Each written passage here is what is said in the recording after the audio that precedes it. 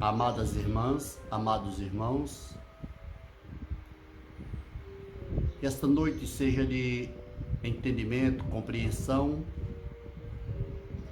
sobre a misericórdia divina, sobre os propósitos de Deus em nossas vidas e que nossa compreensão nos permita discernir entre as coisas que fazemos certas e aquelas que não deveríamos ter feito ou não pensar em fazer. Assim, confiantes na misericórdia divina, iniciamos nesse instante as atividades de estudo e compreensão Luz e Harmonia sobre o projeto Esperança. Que a paz esteja com todos. Uma boa noite para todos. Iniciemos. Nesse tempo que estamos a vivenciar dúvidas, medos, angústias, incertezas diversas, onde cada um de nós busca soluções para os problemas que se apresentam no dia a dia, a mediunidade tem nos conclamado a perceber realidades, sensações e sentimentos que muitas das vezes nos perturba, não só os sentidos, não só as nossas vidas, nossas relações, mas acima de tudo a nossa crença, a crença em Deus, pois ao sermos nós alcançados pelas ações da mediunidade, através da visão, através da audição, ou simultaneamente dos dois, ver e ouvir, muitas vezes somando-se a isso sensações, sentimentos, tem nos causado inquietações, muitas vezes perturbações. Quantos não têm batido a porta de uma casa espírita depois de ter procurado muitos outros recursos através da medicina legal, no campo dos estudos e ciências que envolve as ideias, os pensamentos, pensando que são neuroses? Quantos não batem a porta dessa condição? A porta das casas espíritas? Mas se olharmos, não é nessa época somente que foi assim, será assim. Em muitos tempos, por muitos tempos, em todos os tempos, a humanidade caminhou recebendo o que chamavam profetas, pessoas que tinham um dom mediúnico e que eram um instrumento de espíritos, que serviam a cada um deles, ou se serviam deles para os propósitos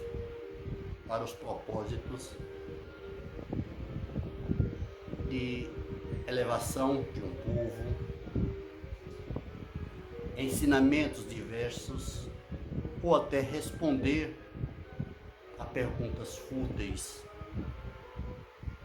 ou mesmo sábias, como oráculos, como adivinhos, como magos de uso exclusivo de determinada seita, religião ou de algum poderoso.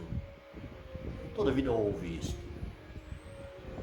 A diferença que temos hoje é que nada disso está mais no campo do miraculoso, do fantástico, do sobrenatural. Está na casa das coisas naturais, que a doutrina espírita, a sarbanca com sabedoria, trazendo para a luz da ciência, saindo do achismo, da crendice, do fanatismo, dos fetichismos. Não é mais sobrenatural, é uma ciência, Tem outras denominações, outros grupos que também trabalham com os espíritos, e tem outras denominações, candomblé, umbanda, quimbanda, os pentecostais, os evangélicos pentecostais, todos trabalham com os espíritos de forma ostensiva, os ouvindo, com eles trocando informações, cada um no seu interesse, cada um com o seu entendimento. Como eu dizia, hoje a diferença de outras épocas é que não existe a proibição, as perseguições como outrora. Temos a liberdade do culto, a liberdade de expressão, a liberdade para se reunir, para aprender, para somar com outros, na busca do vivenciar a sua espiritualidade. Nós podemos dizer que temos 3 fases distintas desse aprender a conviver com os espíritos, de uma forma didática, sistemática, consciente, responsável e até compromissada com uma ideia mais abrangente, não mais individual, não mais voltada para o lucro de um indivíduo ou de um conjunto de indivíduos. Podemos dizer que esse é o início dessa sequência de normalização, de conscientização, de comprometimento, foi marcado com o convite que os espíritos fizeram a Moisés.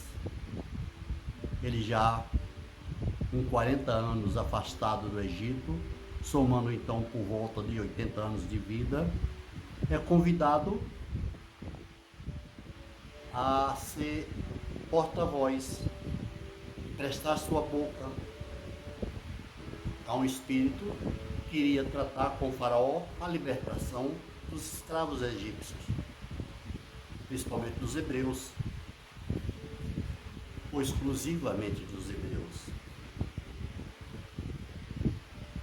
E ali fica bem claro naquele convite que Moisés e Arão teriam esse auxílio da realidade espiritual.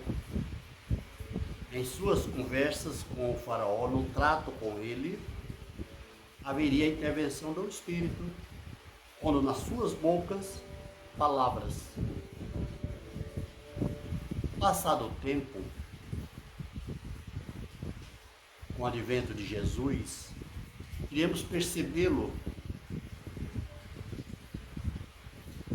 tratando com os espíritos, se referindo a eles e a realidade espiritual com muita tranquilidade, com um fato natural, um esclarecimento. Quando ele monta seu conjunto de discípulos, apóstolos, imagine vocês, ele escolheu pessoas de forma aparentemente aleatória, mas não foi. Uma programação de reencarnação minha, de vocês ou de qualquer outra pessoa requer cuidados, um planejamento sério, levando em conta todo o compromisso que o indivíduo terá enquanto encarnado. Os enlaces, os entraves, os contratempos, as necessidades, as possibilidades. Com Jesus não foi diferente. Por certo, aqueles discípulos eram espíritos compromissados com a missão do Cristo. Muitos devem ter sido preparados. Muitos devem ter assumido compromissos de caminhar com Jesus e darem sequência após sua partida, ao seu trabalho missionário de divulgação da verdade eterna, da boa nova. Com isso, Jesus, ao estar já encarnado no tempo da sua missão, ao encontrar cada um daqueles que com ele tinha compromisso, ele pôde perceber aqueles que naquele momento que ele estava pronto para iniciar as atividades, tinham se enquadrado como encarnados para serem médiuns. Não só médiuns, mas tinham mantido seu compromisso de vigilância com o que chamavam naquela época de imundícias ou imundícies, que eram os maus vícios, os maus costumes, aquilo que tornava uma pessoa ou um espírito imundo. Jesus, por certo, encontrou mais do que os 12. Deviam ter centenas, talvez milhares de espíritos que tinham sido compromissados com Jesus. Estariam ali à disposição dele para o seu chamamento, ao seu chamamento, se fazerem presentes e somar com ele no trabalho da divulgação da Boa Nova. Podemos perceber isto quando João, ao vê-lo se aproximar, João o Batista, ao vê-lo se aproximar, o reconhece de imediato. Não porque era primo, porque era da mesma família. Ele percebeu e demonstra que naquele momento ele percebeu que Jesus era o Messias, o enviado de Deus, o missionário celeste. E reverencia e dá testemunho da sua grandeza. Outros que ali estavam podem ter percebido também, mas quem fica registrado e percebe e busca a confirmação é João e Tiago, que ao perceber Jesus se dirigindo após o batismo para o seu caminho, o seguem de forma espontânea e objetiva, lhe perguntam: tu sois o Messias que haveria de vir? E não titubeiam, caminham com ele a partir dali até onde está Pedro. Percebe o convite que Jesus faz a Pedro? Acompanham ele e percebem as suas atitudes junto a Levi, que amanhã, um dia depois, passa a ser chamado Mateus. E assim, depois ele escolhe na multidão o restante que configura o grupo dos 12. Mas ele fez um chamado no meio daquela multidão, dizendo das qualidades da vida que cada um teria se com ele fosse caminhar na condição de discípulos. Ele dizia: não levarás nem cinto, nem uma muda de roupa sobressalente, não levarás alforjes, nem nenhum alimento. Não tem porquê mais do que um par de sandálias. Na casa que entrardes, ela fique, por mais que lhe seja interessante outra. E ao chegar numa cidade, procure quem é que tem bons costumes, quem é respeitável naquela comunidade. E dele se avizinhe, peça rancho, peça amparo. E se porventura outros lhe oferecerem melhores comodidades, não vá. E se te rejeitarem por causa do meu nome, aquela cidade que te rejeitar, dela se afaste e limpe até a poeira dos pés e procure outros onde possa empregar a boa nova. Quando ele dizia isso, todos aqueles que estavam embevecidos com sua doutrina, com sua filosofia, com sua beleza espiritual, seu magnetismo pessoal, tomavam decisões de fórum íntimo, iam se afastando. Porque como viver sem ter a certeza que tem o ouro ou a prata no seu cinto, que possa bancar suas despesas caso seja necessário? Como viajar pelo mundo ou viver no mundo sem ter uma roupa sobressalente? Ter uma mala pronta, uma bolsa com roupas para você tomar banho e trocar de roupa? Como caminhar só com uma sandália só pela vida fora? Como viver da misericórdia dos outros de porta em porta, de cidade em cidade? Não compreendiam.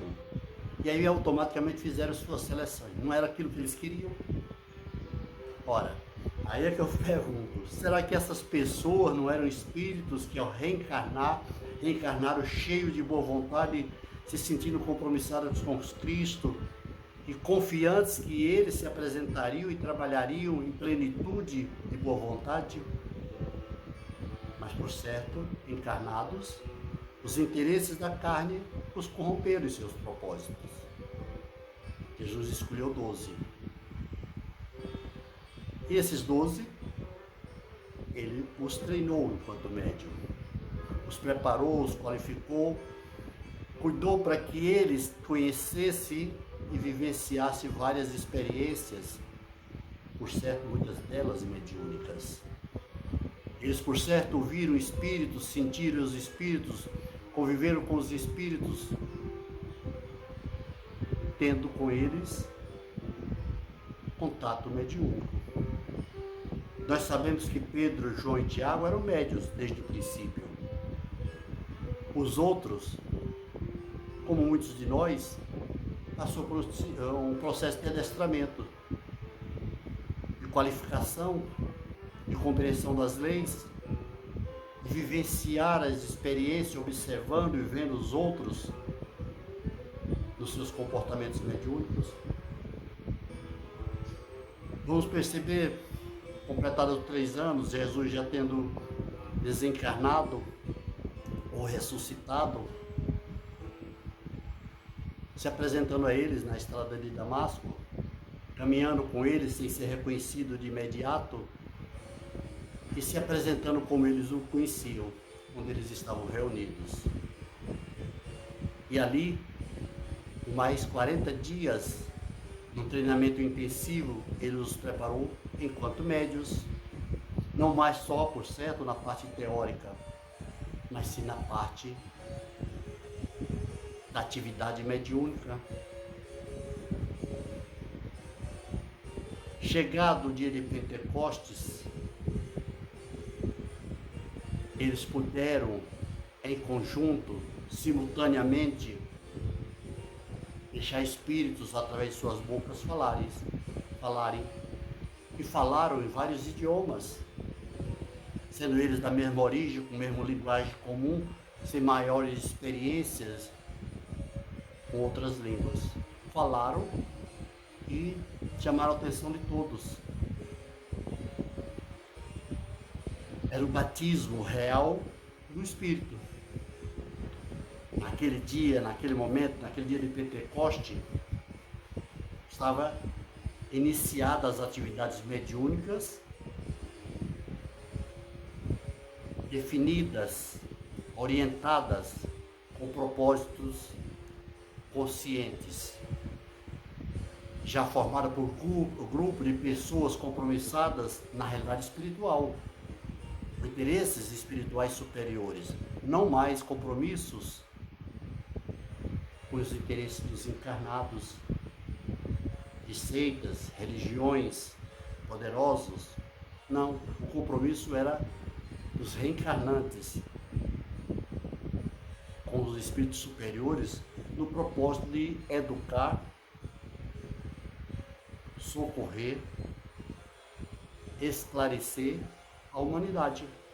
Ali, com aquele grupo de discípulos de Jesus, iniciava-se isso. Eles estavam conscientes de como proceder numa ação mediúnica conjunta, em ação conjunta, como uma equipe. Haviam sido treinados naqueles 40 dias para isso. E vamos percebê-los se reunindo nessa forma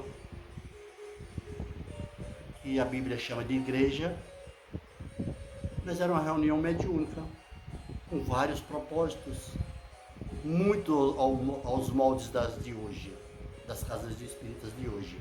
Só que naquela época, Casa do Caminho. Na Casa do Caminho se reuniam os 12 discípulos e entendiam eles que deveriam fazer palestras falando o que ouviram de Jesus, pregando a boa nova, tratando da realidade espiritual, das doenças que cada um vivenciava, dando a entender o que causava essas doenças, mostrando a necessidade de mudança de atitudes e o porquê dessas mudanças serem necessárias. Palestras como as de hoje, que ficavam em cargo daqueles discípulos, principalmente de João, Pedro e Tiago, Felipe. Outros também faziam palestras. E o povo ia lá para ouvir as palestras, mas também iam com suas mazelas, levando seus doentes, seus endemoniados. E crescia a frequência, o número de assistidos. Aquela Casa do Caminho, aquela primeira casa espírita, normalizada, sedimentada nos ensinamentos de Jesus, foi crescendo nas possibilidades de assistência. Não eram mais só as palestras, não era só o assunto mais sobre Jesus. Era assistência àqueles que batiam a porta com suas dores, com seus medos, com suas angústias, com seu jeito doentio de vivenciar suas dores. Eram esclarecidos, eram amparados, eram alimentados, eram curados em suas chagas. E muitos, agradecidos, pediam a oportunidade de também servir na Casa do Caminho. Uns que eram antes endemoniados se tornavam médios. Eram treinados, qualificados e de boa vontade somavam com a ação mediúnica que se fazia acontecer ali. Outros iam para os trabalhos pesados, alguns para assistência aos doentes acamados, outros lavavam roupas, alguns outros cozinhavam, muitos gerenciavam as possibilidades que a casa passava a ter. Muitos ajudavam na construção e manutenção daquela Casa do Caminho, que já não era tão pequena mais. Todos buscavam trabalho, todos eram úteis, ao ponto de chegar Pedro e os outros 11 discípulos decidirem entre si que não era mais possível eles fazer tudo junto com todos os outros. Era preferível que eles qualificassem pessoas, daqueles que se botavam à disposição, cheios de boa vontade e dentro das suas possibilidades serem aproveitados, distribuindo eles, os 12, funções, gerenciando essas possibilidades para que a qualidade do serviço se mantivesse e a quantidade de assistido pudesse ser acrescida a cada dia. Então, eles decidiram que eles ficariam com a pregação dos ensinamentos, o zelo pela doutrina, os cuidados com os ensinamentos do Cristo. Não deixariam de assistir os doentes, mas a responsabilidade deles, a partir daquele instante, seria mais com a distribuição da palavra, distribuição de encargos, gerenciamento das possibilidades dos que se prestavam a de boa vontade servir aos que batiam a porta. E assim fizeram por muito tempo, cresceram em possibilidades, cresceram em número de assistidos, cresceram na confiança do povo.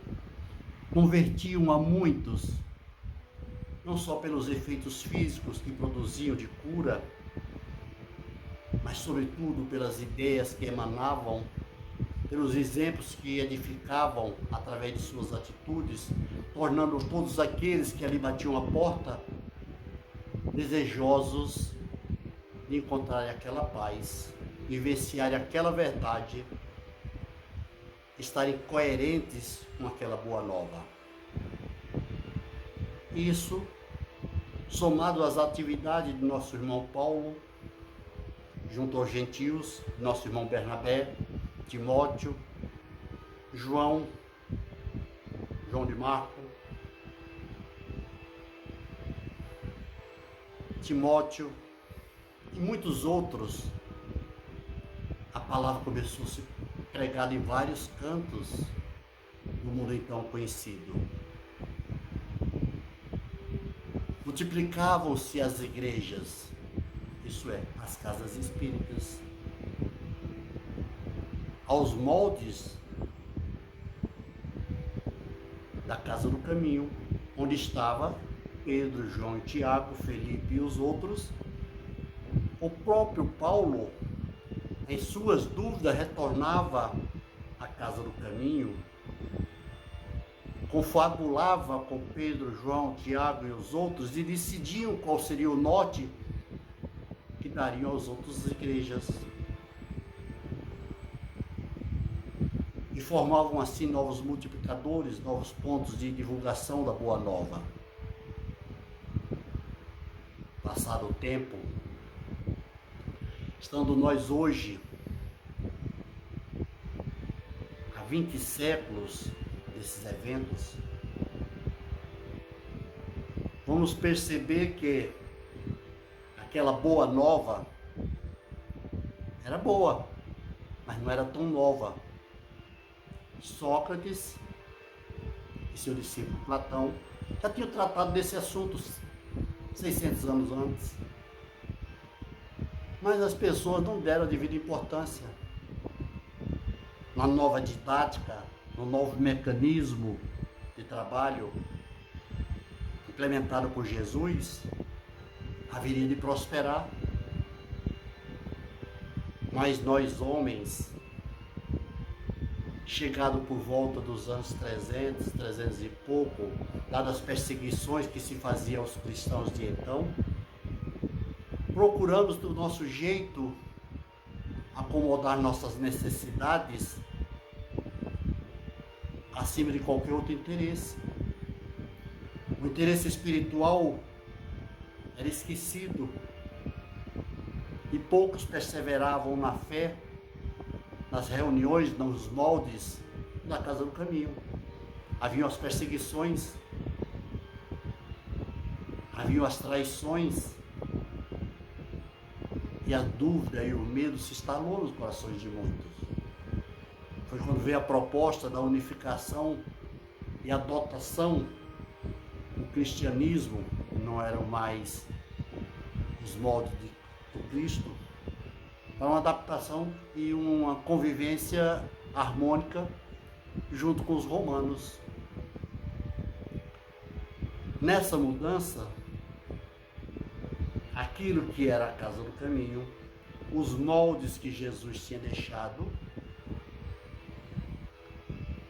os zeladores responsáveis pela ordem, pela manutenção do princípio cristão, cederam lugares a hierarquias escolhidas pelo poder social, pelo poder econômico, nos interesses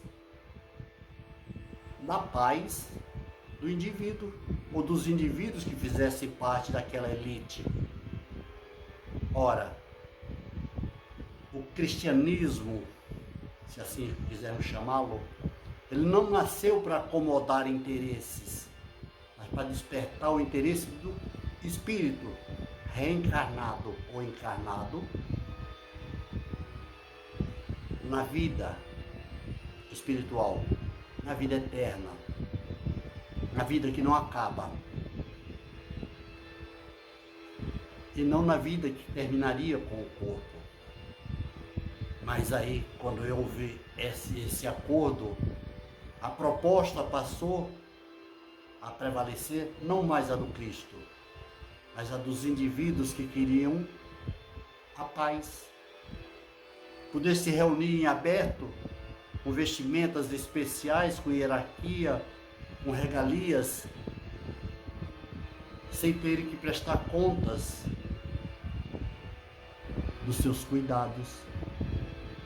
Passado o tempo, os vícios e determinadas distorções aconteceram com o cristianismo de tal sorte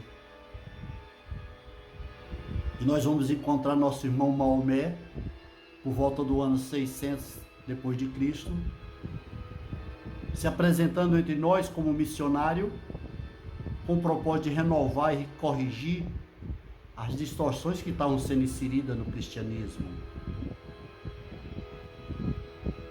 Ele era um missionário com esse compromisso. E ele, ao cuidar de fazer as correções,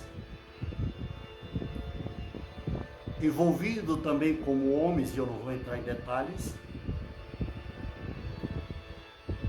e mal compreendido em seus propósitos, mal compreendendo e mal compreendido, criou uma nova religião, um novo propósito de adorar a Deus e tratar seus pares. O que era para se tornar harmônico, amoroso, fraterno,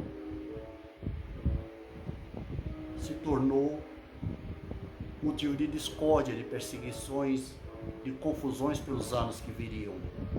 E por séculos. E perdura até hoje o mal compreendido. Não quero falar mal de ninguém. Mas aquele que veio para trazer novas luzes e reconduzir os homens ao caminho do princípio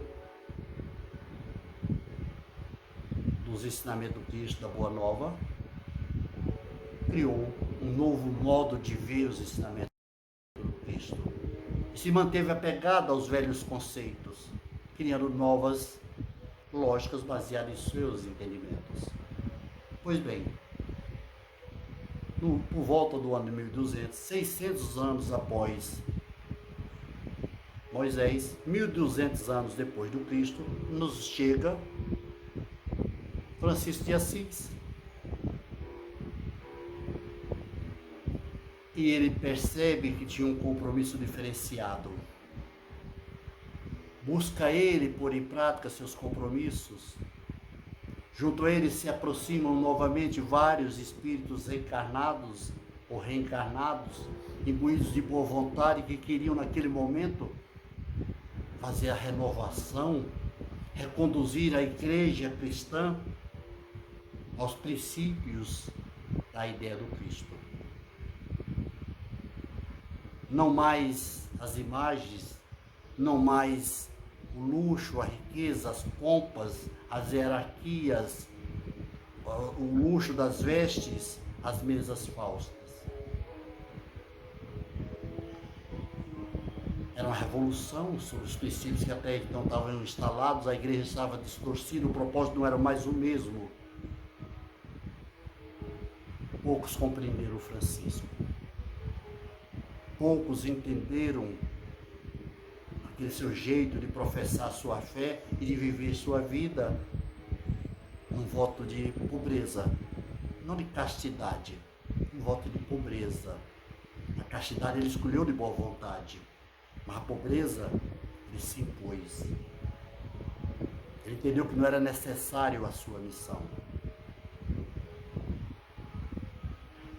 De poucos que entenderam que tinham com ele compromisso com Cristo, o compromisso da renovação dos conceitos de vida, eu levaria ao nosso conhecimento e traria à tona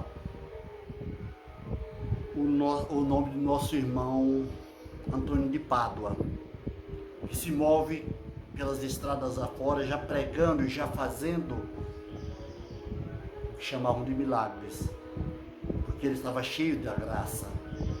Ele, igual aqueles espíritos que vivenciaram suas experiências junto a Jesus e na estrada do caminho, ele se sentia compromissado e cheio dessa graça que levava ele a abençoar, curar, conversar com espíritos, enquanto ele se movia em direção a Francisco de Assis.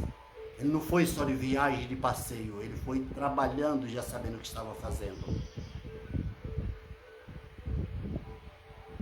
Belo, mas poucos o compreenderam, poucos compreenderam Francisco. Muitos vestiram roupas parecidas com a dele. Muitos fizeram votos de pobreza. Mas muito poucos compreenderam a que pobreza Francisco se referia. O que era necessário ser feito de fato para ser a igreja renovada do Cristo. Passa-se o tempo, por volta dos anos 1850, 1800 e pouco, já começava-se um movimento diferenciado por todos os cantos do globo. Dessa vez uma coisa bem diferente, porque não era mais afeto só a região. Gritava-se por todos os cantos que éramos iguais, que éramos irmãos. Começou por todos os cantos as revoluções de separação do jugo dos senhores. Os escravos clamavam por liberdade, se diziam gente, pessoas que tinham alma, que tinham direitos de ser tratados como iguais, que queriam sua liberdade. Muitos compreenderam, outros não. Nesse cadinho de ideias de revolução, onde a ciência progredia a olhos vistos, motores a vapor, eletricidade, telégrafo, as notícias corriam rapidamente, as pessoas se moviam de um canto para outro com facilidade, tudo estava sendo mudado, até a relação com os políticos, com os senhores, com os poderosos estavam sendo revistas. A crença já não atingia aos anseios dos questionamentos de todos que ali estavam. Buscavam compreender Deus, mas não aceitavam o Deus que lhe apresentavam. Em Paris, em França,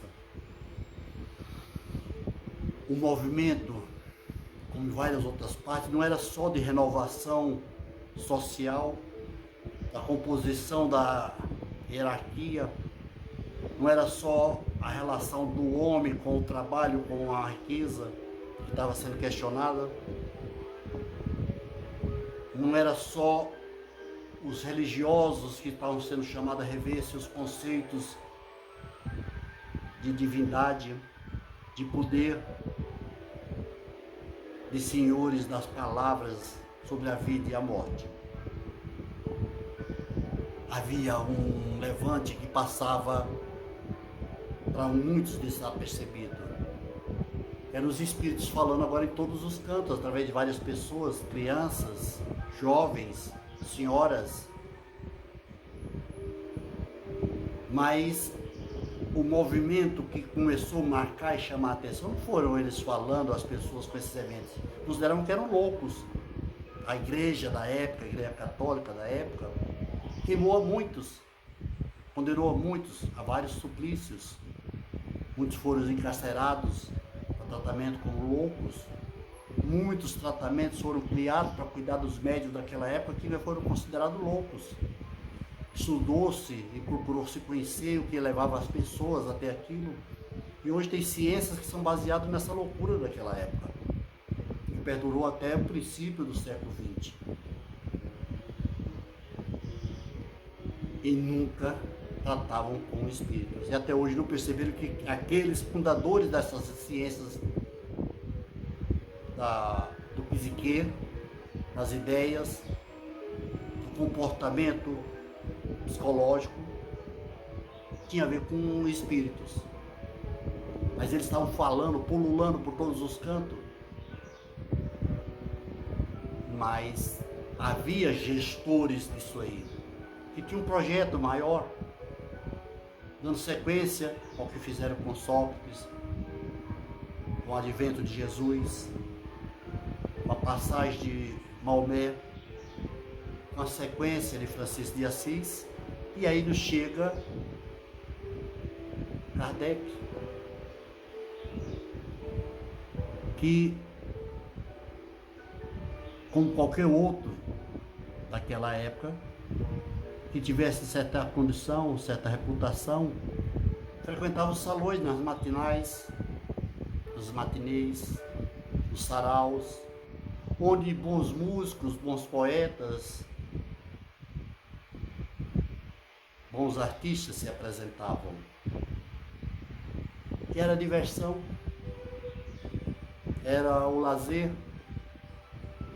Casas e famílias ficaram famosas pelas suas atrações. Gastavam-se fortunas para que esse lazer acontecesse. E eram eventos esperados. Mas então, ao perceber essas coisas acontecendo, esse novo acontecendo, principalmente a história das mesas, que os espíritos começaram a utilizar e intervir em alguns lugares, muitos falando, eram tidos como loucos, e muitos agindo, eram tidos como loucos. E a espiritualidade sabiamente chamou a atenção para uma inteligência estranha à realidade material, através de pancadas, de movimentos, nesses salões de festa. Grupos se formaram para brincar, para se divertir. E nessa diversão, nesse vivenciar de oportunidades com os espíritos, Kardec é convidado por 2 vezes. Na primeira ele recusa. Na segunda, quando lhe disseram que as mesas não só se movimentavam, mas também falavam, ele percebeu que havia uma inteligência ali. E sem nenhum momento perceber ele que era um missionário compromissado com a renovação das ideias e a recomposição da igreja primitiva, que ele deveria voltar a formar uma nova casa do caminho. Ele se põe naquele salão a observar. E a partir dali não parou mais. Desencarnou ao terminar a composição do Pentateuco espírita, da doutrina dos espíritos, e fundou uma nova casa do caminho, só que dessa vez em Paris, a Sociedade Parisiense de Estudos Espíritas. Ali ele renovou e reestruturou, tal qual Paulo, tal qual Pedro, João e Tiago, os moldes da igreja cristã primitiva. Voltou a se ter palestras falando do mundo espiritual, do que Jesus nos disse. Voltou-se a ter a cura, a impostação das mãos, ou conversar com os espíritos, ao libertar as pessoas do jugo dos espíritos que os oprimia com suas obsessões. uma casa de caminho modernizada, mas do mesmo molde, do mesmo composto, do mesmo jeito.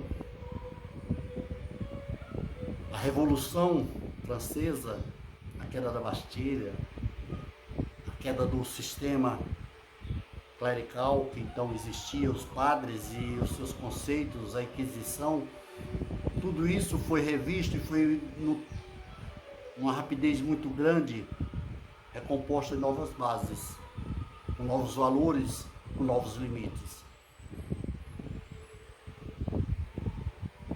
Houve perseguição porque havia inimigos e há inimigos da doutrina do Cristo. Poucos querem que saibam que somos espíritos e que temos mais com o mundo espiritual do que com o mundo material. E a nossa maneira de crer, de ver, de vivenciar nossa comunhão com Deus tem que ser em outras bases, não tão sólidas quanto os ritos, as vestes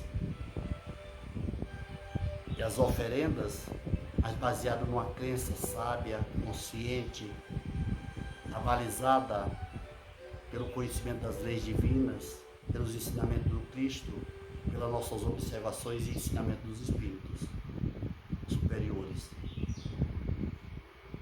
Por sorte nossa, aquele molde de Kardec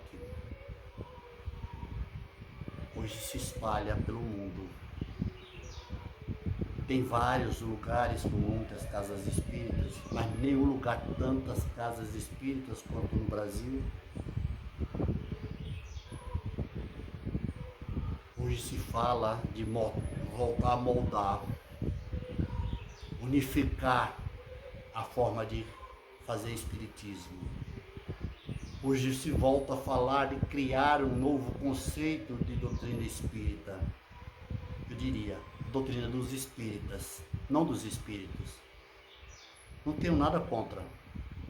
Mas fico triste que mais uma vez estejamos nós querendo formar hierarquia, criar cargos, funções, talvez mercantilizar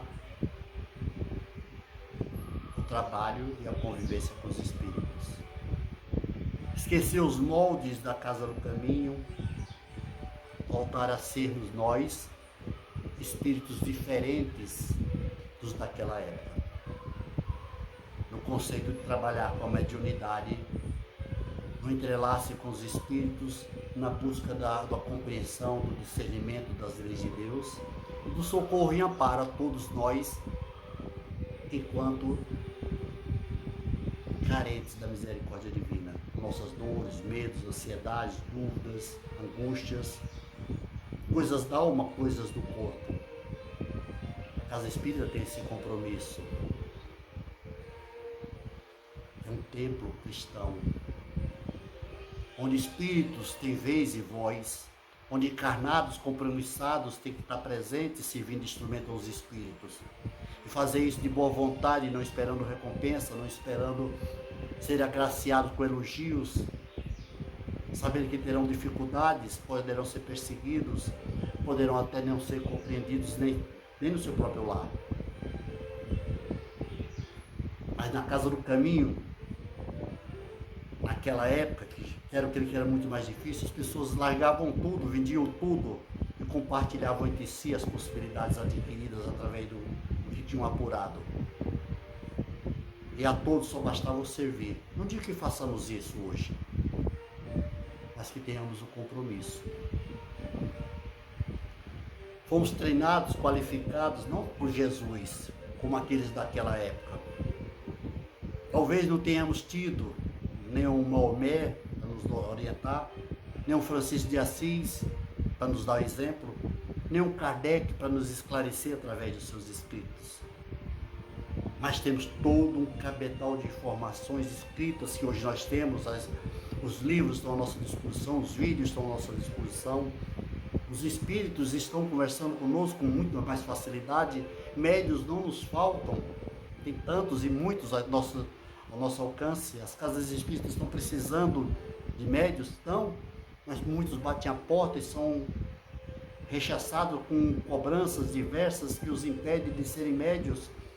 E quando eles têm a mediunidade ostensiva, compromissadas, não dizemos que eles estão endemoniados, dizemos que eles estão obsediados.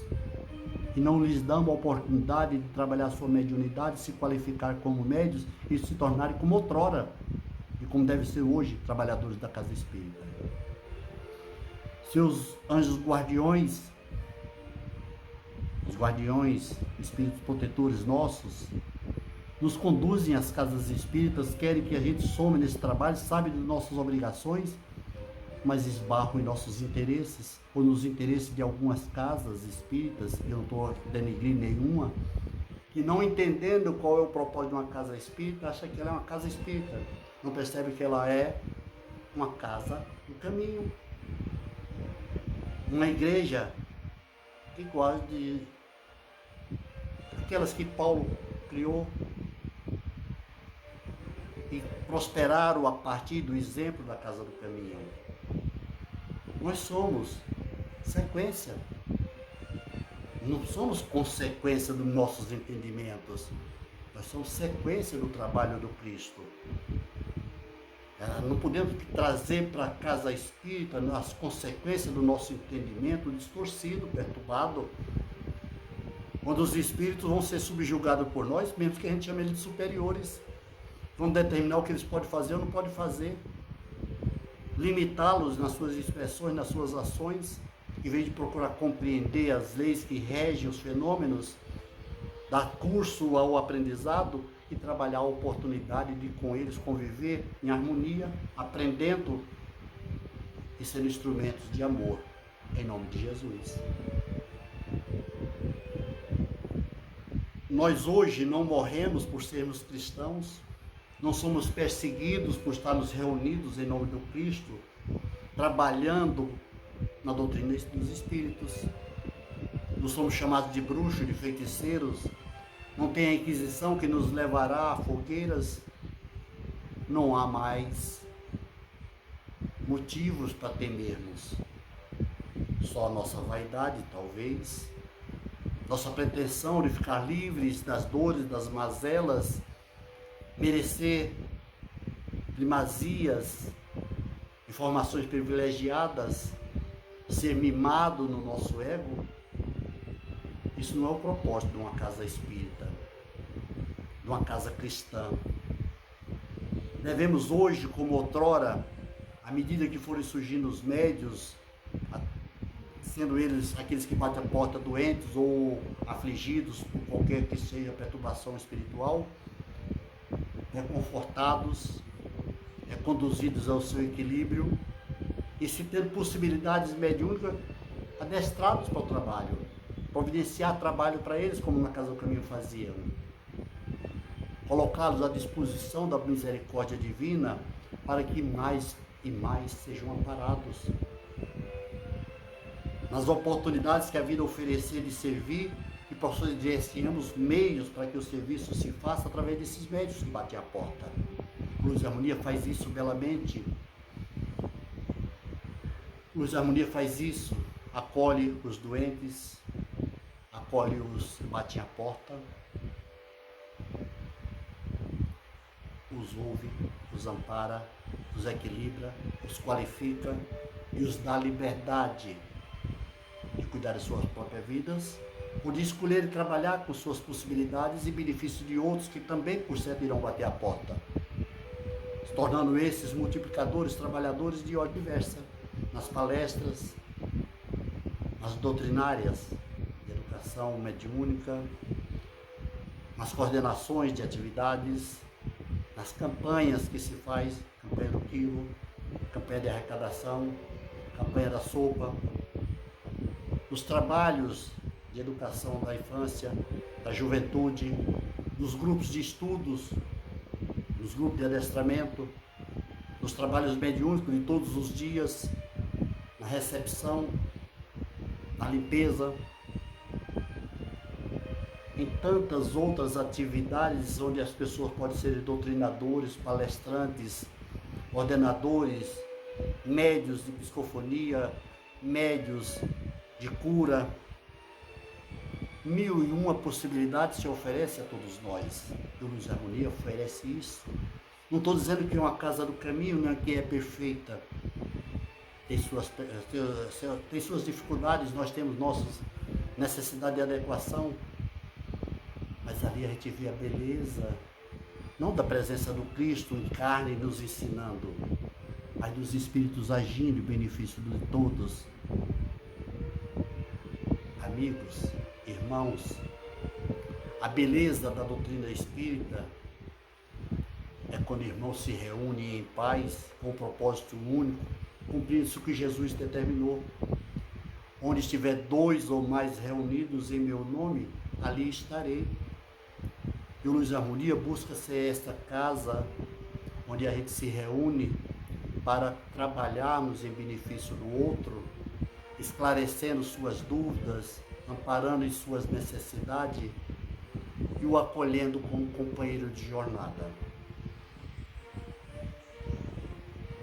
É uma casa do caminho, mais uma casa do caminho, onde os Espíritos nos instruem, nos orientam, nos protegem, mas também nos cobram nosso próprio aperfeiçoamento.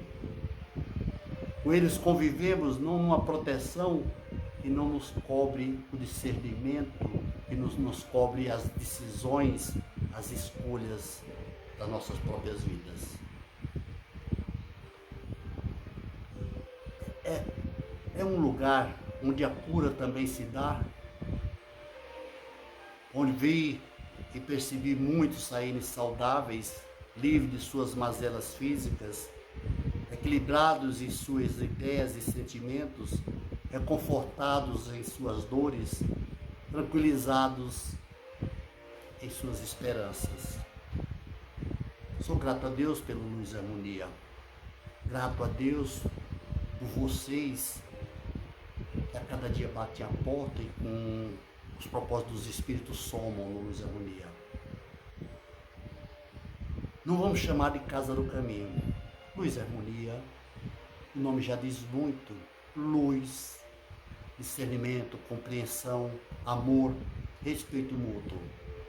Harmonia no convívio, nos objetivos, nos propósitos de cada um de nós, nas nossas vidas, em nossos lares, em nossos projetos de vida. E sejamos nós sempre aqueles multiplicadores que Jesus desejou que viessem a trabalhar em sua seara. Que sejamos nós sempre aqueles que, confiantes na misericórdia divina, se apresentam para o trabalho e perseveram,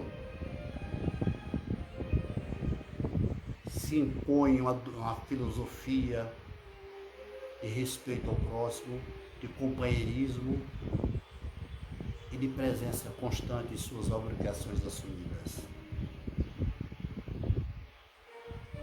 Nós somos espíritas e espíritos espíritas, conscientes das nossas responsabilidades, capazes de cumprir nossas obrigações enquanto espíritos e enquanto encarnados.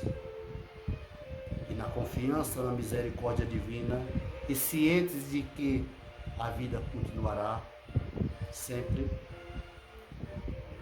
mesmo após a vida, possamos nós, nesse momento que encerramos nossas atividades, dar graças a Deus pela oportunidade do aprendizado, do convívio fraterno, e termos mais uma casa do caminho em nossas vidas. Que possamos somar com o propósito cristão, renovando nossa fé, renovando nossas forças, perseverando no propósito do bem. Em nome de Jesus, em sua paz, possamos encerrar nesse instante as atividades que norteiam nossos dias e esse instante. Paz, muita paz a todos, hoje e sempre e para sempre. Que assim seja.